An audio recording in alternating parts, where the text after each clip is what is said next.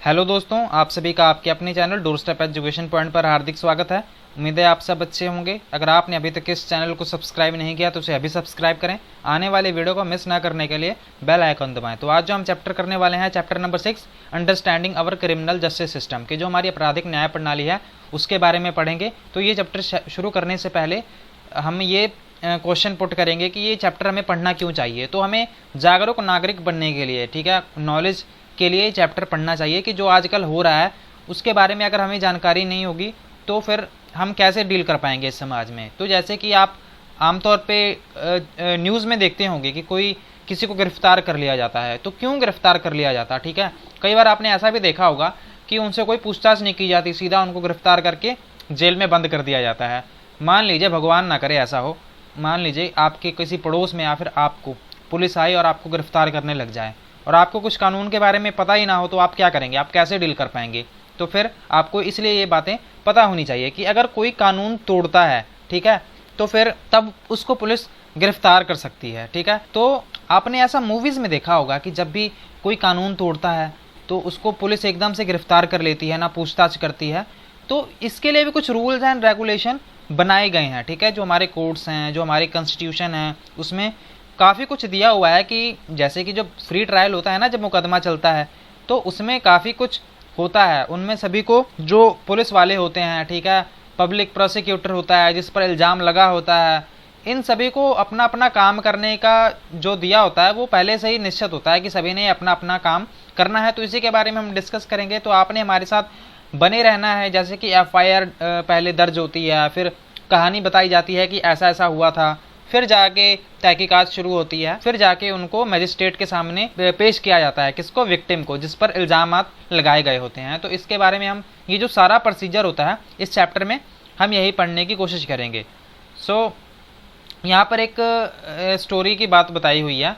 यहाँ पर ना एक मुंबई में मिसेस शिंदे रहती हैं। उस दिन ना अब तैयार हो रही थी, ठीक है। तैयार होने के बाद उन्होंने ना जो अपना सोने का हार था उन्होंने वो ढूंढना शुरू किया, ठीक है। घंटा हो गया, ढूंढती रही, उनको मिला नहीं वो। तो यहाँ पर आपको दिख रहा होगा, इन्होंने अपने माथे पर हाथ रखा हुआ है कि वे ये कह रही हैं कि मैंने ना इस दराज में रखा था, इस ड्रॉर में मैंने वो जो हार था वो मैंने यहीं पर रखा था। इसके बाद इनके हस्बैंड आते हैं, ये कह रहे हैं कि जल्दी करो, हमें देर हो जाएगी हमें शादी के लिए। तो ये बोलती हैं, जो मिसेस शिंदे हैं, कहती हैं कि मुझे ना ये गोल्ड जो चेन थी ना, सोने की चेन, वो मिल नहीं रही मुझे, ये मैंने ड्रार में ही रखी थी। और इन्होंने कह दिया कि मुझे शक है शांति कौन होगा, शांति यहाँ की काम करने वाली कोई महिला होंगी, ठीक है, जो इनके घर में काम करती होंगी। तो उन्होंने कहा ना, मुझे शांति पे शक है कि उसने ही चुराया होगा, ठीक है। और वो ना घंटों घंटों मेरे कमरे में ना सफाई करती रहती है, तो शायद उसने चुराया होगा। तो Shanti Hembram has been working in the house for past 3 years की जो शांति थी, ठीक है, जो इनके घर में काम करती थी, वो लगभग पिछले 3 सालों से उस घर में काम कर रही थी। तो ये शांति से पूछती हैं कि उन्होंने कहा कि तुमने अब हार चुराना भी शुरू कर दिया, चोरी करनी भी शुरू कर दी तुमने। कहती है कि मुझे पता है कि तुमने मेरा जो हार है सोने का, उसे तुमने चुराया है, अपना ट्रंक लाओ। कहते जो तुम्हारे पास बक्सा है ना उसको लाओ, मैं ढूंढना चाहती हूँ। तो जो शांति थी, तो इन्होंने कहा कि ठीक है, अभी कहा कि मैंने नहीं चुराया मैडम। इन्होंने फिर जो बक्सा था उसको चेक किया और उसमें से उनको 10,000 रुपये मिले। किनको, मिसेस शिंदे को। उन्होंने देखा कि इसमें तो 10,000 रुपये हैं, तो वो चिल्लाना शुरू कर दी, किस पर, शांति पर। उन्होंने कहा कि ये पैसे कहाँ से आए। तो उन्होंने कहा कि ये पैसे तुमने ना जरूर उस चेन को बेचकर ही खरीदे होंगे। तो ये जो शांति थी, इन्होंने कहा नहीं साहब, मेरे भाई ने और मैंने ना ये बड़ी मुश्किल से पैसे कमाए हुए हैं, जिससे हम गाँव में जाकर एक बैल को खरीद सकें, ठीक है, बुल को खरीद सकें हम गाँव में जाकर। मैं निर्दोष हूँ, मैंने कोई गुनाह नहीं किया, ठीक है। उसके बाद क्या होता है, जो मिसेस शिंदे थी वो पुलिस स्टेशन आई और इन्होंने कहा I have come to file an FIR, ठीक। तो ये इन्होंने FIR डाली। इन्होंने कहा कि जो हमारे घर में जो नौकरानी है, जो मेड है, जो काम करने वाली आती है, उन्होंने ना हमारे घर से चोरी की है। उन्होंने हमारे घर से ना जो नेकलेस था मेरी वाइफ का, उसे चुरा लिया। तो इन्होंने कहा अच्छा ठीक है। तो यहाँ पर जो सब इंस्पेक्टर थे, राव, ठीक है, राव इनका नाम था, इन्होंने क्या किया, FIR लॉन्च कर दी, ठीक है, लिख दी, FIR दर्ज कर ली। इसके बाद क्या हुआ, Mrs Shinde return with sub inspector Rao. I will now right the statement that Mr. and Mrs. Shinde make about this theft.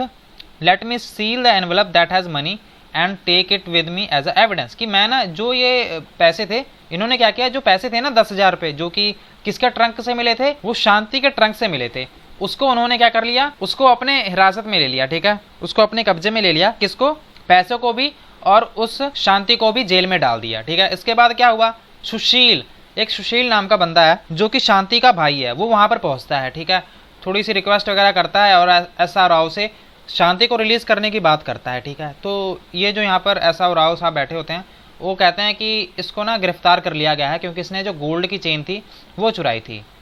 तो उन्होंने कहा कि तुम जाओ बेल ऑर्डर लेकर आओ कोर्ट से, तभी मैं इनको छोड़ूंगा। But where I will get the money to hire lawyer. फिर ये आपको पता है कि घर में काम करने वाले ये लोग हैं तो गरीब ही होंगे, तो इन्होंने कहा कि मेरे पास पैसे तो है नहीं, मैं कैसे जाऊँ।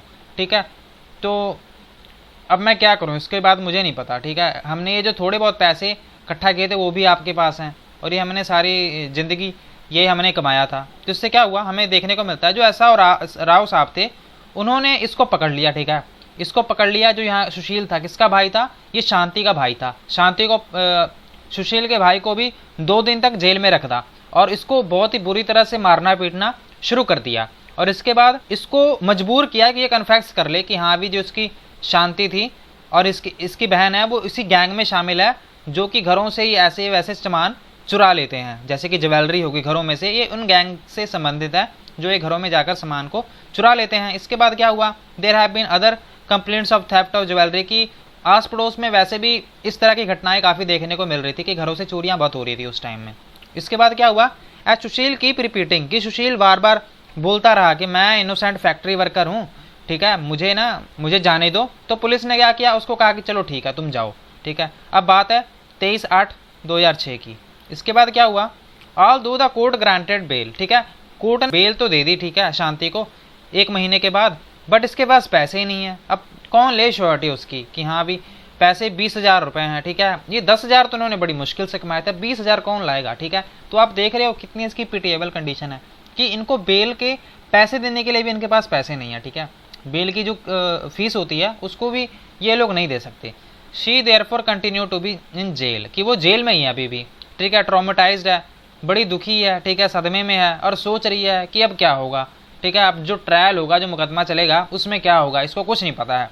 सो what will happen to me, मेरे साथ क्या होगा मुझे कुछ नहीं पता है, मैंने तो कुछ किया नहीं है और फिर भी मुझे इस जेल के पीछे जेल में रहना पड़ रहा है। ठीक है, सिर्फ शक के आधार पर, और जो मनी था वो तो इतने टाइम से हम सेव कर पा रहे थे, क्या मुझे वो पैसे मिलेंगे कि नहीं मिलेंगे। इसके बाद क्या हुआ, the police file a chargesheet, कि एक चार्जशीट फाइल की जाती है मैजिस्ट्रेट कोर्ट में। उसके बाद क्या होता है, court give a copy of chargesheet including statement of witness to Shanti, कि उस चार्जशीट में जो कोर्ट होता है वो इसकी कॉपी, उसमें जो शांति की जो विटनेस होती है उसकी कॉपी किसको दे देते हैं, इसी को दे देते हैं, शांति को। शांति टेल द कोर्ट, शांति क्या बोलती है कोर्ट को कि मेरे पास तो कोई लॉयर नहीं है। ठीक है, मैं तो गरीब हूँ, मेरे पास इतने पैसे नहीं है कि पास इतने पैसे भी नहीं है कि वो कोर्ट में जाकर अपने बचाव के लिए एक वकील को हायर कर सके। तो फिर क्या हुआ, मैजिस्ट्रेट ने क्या किया, एक ना एडवोकेट थी कमला रॉय। ठीक है, कमला रॉय को इन्होंने एक एडवोकेट दे दिया, जैसा कि आपको पता है आर्टिकल 22 के आधार पर। ठीक है, और आर्टिकल 39A के आधार पर आपको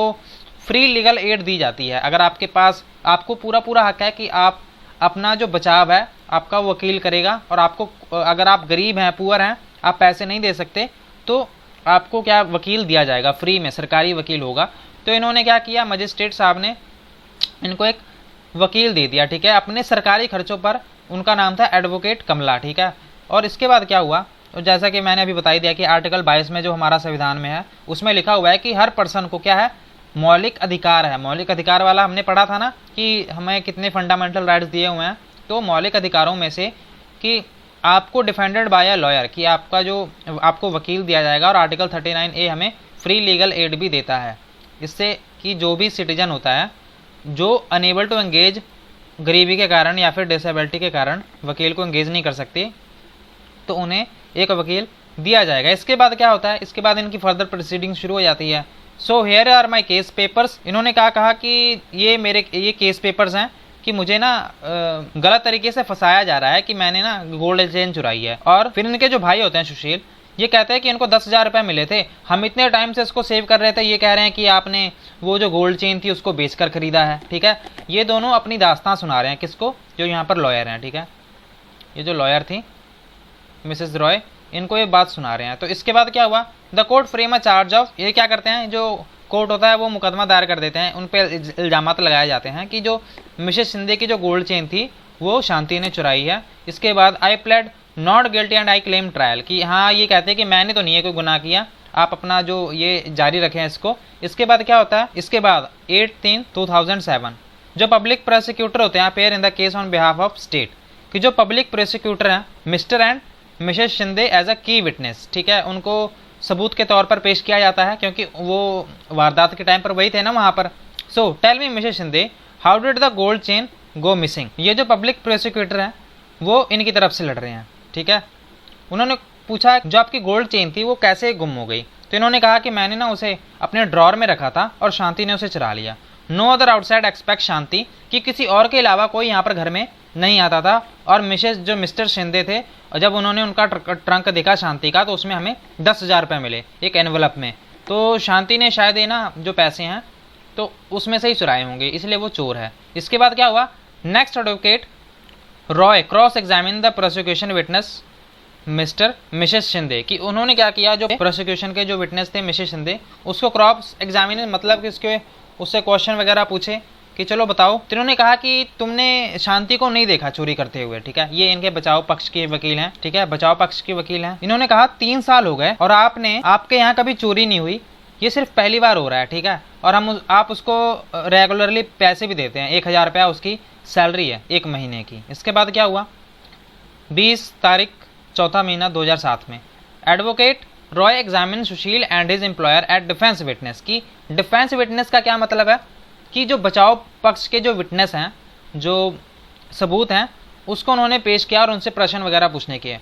और इनकी जो बयान देने के बाद उसने ये बताया कि जो 10,000 ट्रंक में जो शांति का ट्रंक में पाए गए हैं, ये भी तो हो सकता है कि उन्होंने खुद कमाए हो सुशील और शांति ने। ये कौन है, ये रॉय है, मिसेस रॉय। ये इन्होंने ये बात अपनी रख दिया वकील के सामने। अब 14 तारीख 5वां महीना 2007, ठीक है। अब क्या हुआ, ट्रायल इज नियरिंग कंप्लीशन, कि ये जो ट्रायल था, मुकदमा था, ये लगभग कंप्लीट होने वाला था। और Sushil learns that inspector Sharma has busted a gang of young man who have been stealing jewellery from the Shinde neighbourhood.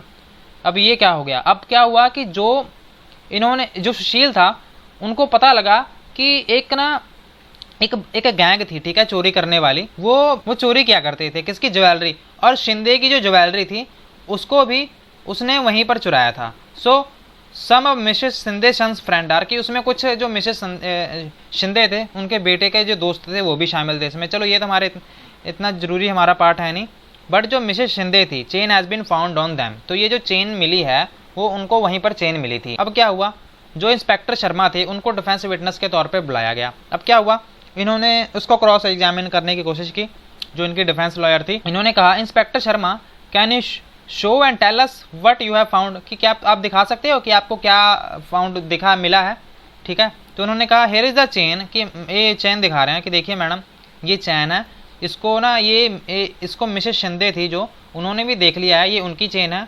और हमने एक गैंग को पकड़ा है, जो लड़कों की, यंग बॉय की जो गैंग थी उनको हमने पकड़ा है, ऐसी चोरियाँ वो किया करते थे। इसके बाद क्या हुआ, 15/7/2007 में, इसके बाद क्या हुआ, तो जज थे, उन्होंने ये सारी बातें सुनी। इसके बाद क्या हुआ, जो testimony of inspector Sharma advocate Roy argue before the जज that it has been now established that Shanti is innocent and should be acquitted, कि जो शांति है उन्होंने कोई गुनाह नहीं किया, उनको छोड़ देना चाहिए। Shanti you are hereby acquitted of the charge of theft. तो ये जो जज साहब हैं वो फिर सुनाते हैं जो अपनी जो रिजल्ट होता है कि जो शांति, आपने ना कोई क्राइम नहीं किया है, जो आपको जो पुलिस ने आपसे जो पैसे ले लिए थे ना, जो बरामद किए थे 10,000 रुपये, वो आपको दे दिए जाएंगे।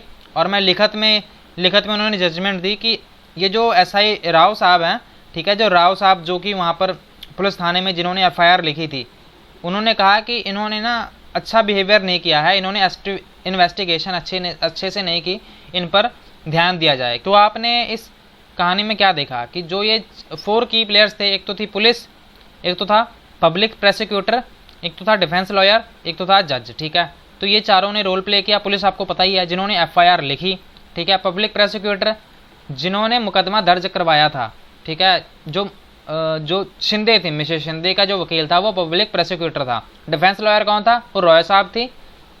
और जज आपको पता ही है, जिन्होंने लास्ट में जजमेंट सुनाई थी।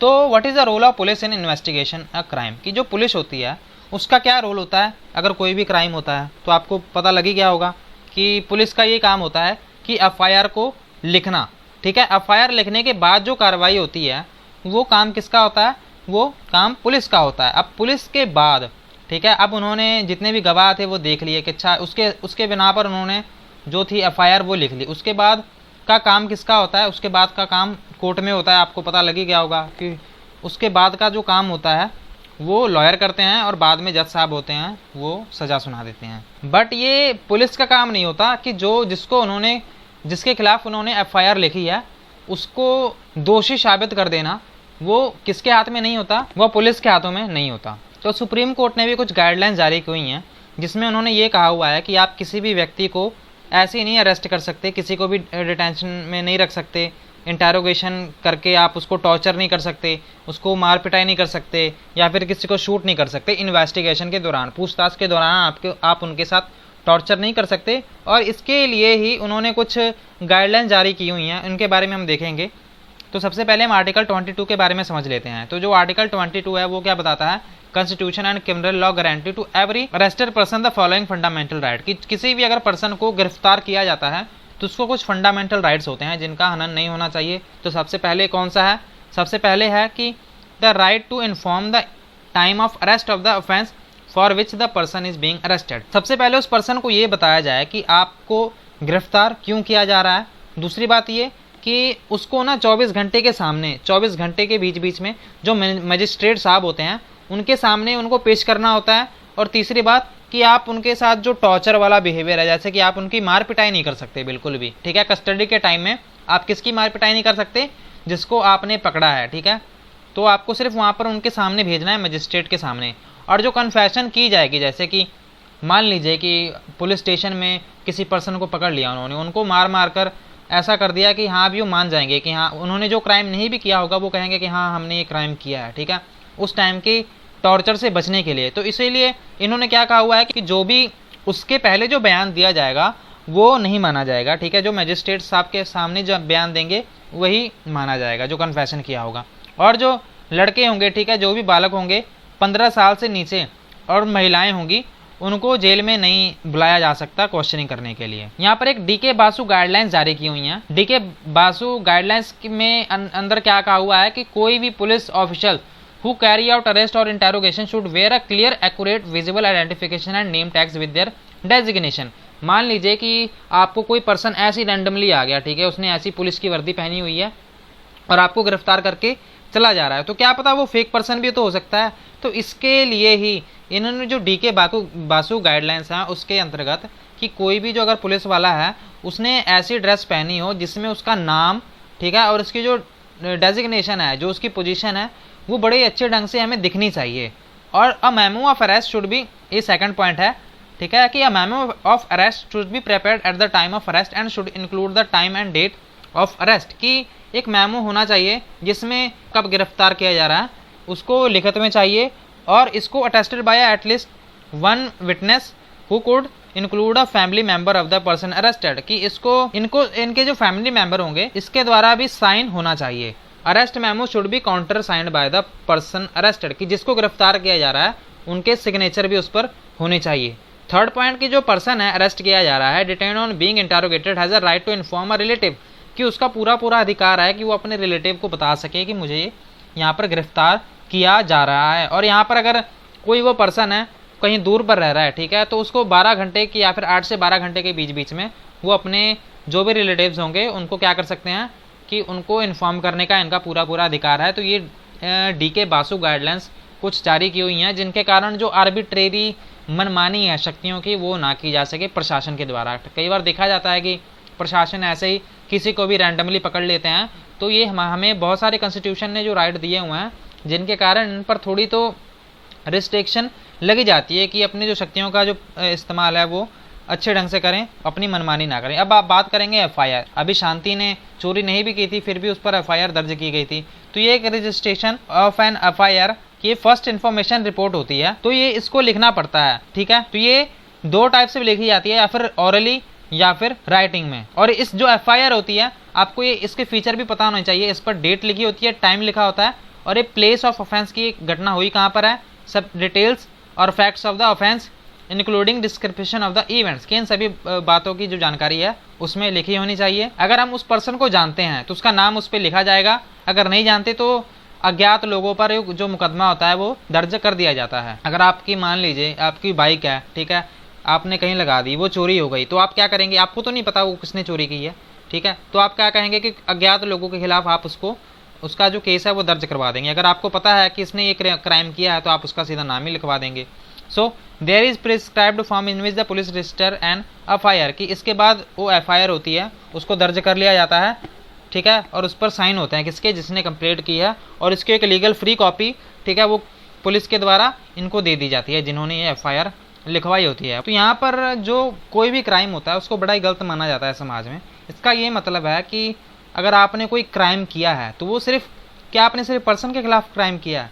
मान लीजिए कि किसी पर्सन ने मर्डर कर दिया, ठीक है, तो ये मर्डर क्या सिर्फ उस पर्सन के लिए ही है? वो जब भी अगर उस पर केस किया जाता है तो जो मजिस्ट्रेट साहब वहाँ पर बैठे होते हैं, वो जो मजिस्ट्रेट साहब वहाँ पर जो भी बैठे होते हैं वो पूरे स्टेट की तरफ से उसको सज़ा दे रहे होते हैं, ठीक है। इसलिए जब भी कोई केस आता है, जैसे कि सुधा वाला केस होगा, आपको याद, उसकी आग में जलाकर उनकी हत्या कर दी जाती है। सो वहाँ पर इसलिए जब वो Delhi administration versus Lakshman Kumar and others की, ठीक है, दिल्ली एडमिनिस्ट्रेशन की वो जो भी जुर्म किया गया है वो स्टेट के खिलाफ किया गया है, ठीक है, स्टेट में किया गया है, तो उसकी जो सज़ा होती है वो स्टेट देता है। इसलिए हम कहते हैं कि वो सज़ा होती है वो मजिस्ट्रेट साहब देते हैं स्टेट की तरफ से। अब इसमें जज का क्या रोल होता है? तो जज का ये रोल होता है कि जैसे कि किसी भी गेम में एम्पायर नहीं होते कि पहले वो देखते हैं गेम को, कोई आउट होता है तो वो बता देते हैं कि हाँ भी ये बात हो रही है, फाउल यहाँ पर हो गया, अब उन दूसरी टीम का गोल हो गया। तो यहाँ पर भी जो उनका डिसीजन होता है वो इम्पार्शियल होता है, तो कोई भी डिस्क्रिमिनेशन टाइप नहीं होता कि किसी के फेवर में नहीं होता। तो जज देखते हैं कि जज के सामने वो सारे सबूत पेश किए जाते हैं जो जिसके फेवर में है या फिर फेवर में नहीं है, तो उसके आधार पर जो जज साहब होते हैं वो सज़ा सुनाते हैं कि इनको फलाने फलाने को ये सज़ा दी जाती है या फिर इनको बरी किया जाता है। अब फेयर ट्रायल क्या होता है, ठीक है, तो हमने ये देखा था कि फेयर ट्रायल क्यों होना चाहिए। अगर जैसे कि अगर फेयर ट्रायल ना हो तो वो ऊपर वाला, अगर हम शांति वाला केस देख लें, तो अगर उनके साथ फेयर ट्रायल ना हुआ होता तो उनको जेल में बंद रहना पड़ता। तो वहाँ पर मान लीजिए कि जो जज साहब थे, जज साहब उनके फेवर में ना फैसला सुनाते या फिर कोई धोखाधड़ी कर दी जाती और उनको फंसा दिया जाता शांति को, तो इससे तो ये फेयर ट्रायल तो नहीं होगा ना, क्योंकि ये तो अनफेयर हो गया, अनफेयर मीन्स हो गए।